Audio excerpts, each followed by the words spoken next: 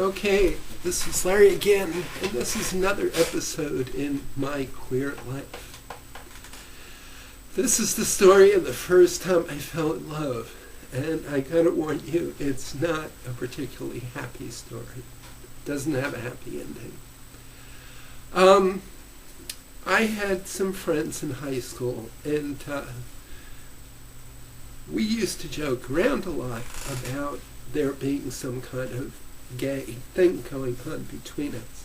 We thought it was great fun, and I will note that as I found out, one of them is straight, the other one is gay. But anyway, we used to do this a lot.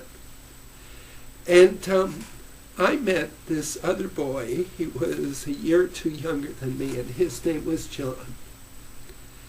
And I just fell for him right away. He was very cute, and he thought we were so funny. And we were, quote, older. I mean, we were just a year or two older than him. And he used to hang around with us. And I took to him very much. What can I say? So I remember once John... there was like senior week, so there was a lot of events going on, and John wanted to go to the events, and I remember just sitting there in the lounge with him, just wanting to stay there and just look at him and talk to him. And I mean, being in love is like this incredible, wonderful feeling, like when you're with this person, how you just feel so happy just to be in their presence, and that's what it was like. I remember once I had him come to my house, and when he left, my mother drove us to the train station, and I saw him off. I got out of the car, we waited for the train together, and when I came back, my mother said, "Did you kiss him goodbye?" I think she kind of was catching on to what was going on. Well, John thought this whole gay thing was funny, but he apparently wasn't taking it seriously. John went for a summer, I graduated that year, and John went for a summer study in Europe. And while he was in Europe, I wrote to him, and since he just loved this humor, I wrote letters full of jokes about there being a sexual thing going on between us. The night that John came back, I called his parents. I asked if I could go to the airport. They said, "Well, look, he's going to be at a party that's in your town, so why don't you come there?" So the next night I go to the party and I see him. And then I go home, and the next day, a phone call comes. My mother answers the phone, and she just gets incredibly nervous, almost goes into a fit. And my father grabs the phone. He takes it privately. Apparently, this was John's mother who found these letters and thought there really was something going on. Well, the result of it is we were told we were not to see each other again. Well, I was already out of high school, so I wasn't going to see him in school. And they decided we should not see each other again. I will say my father and I went down to talk to one of the priests from my school, who was very level-headed about it. And he assured my father that this was a thing that boys joked about. Then I left the room and my father talked to the priest, and I found out years later the priest said, "Look, this very well could be true, and if it is, you're just going to have to accept it because you can't do anything about it." So, not all Catholic priests are bad guys.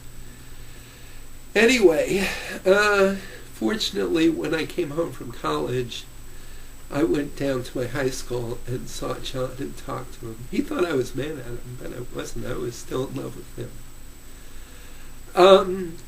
Unfortunately, I don't know if John was gay or straight because John became a Catholic priest. And when I wrote to him, he was very nice. I mean, I talked to him about 10 years later on the phone, and my heart went pitter-patter. He was nice to me, but he kind of had the church's view of homosexuality. So, I don't know. This was many, many years ago, but that was the first time I fell in love, and even though it had a really tragic ending, it was the most wonderful experience of my life, at least to that point. Thank you.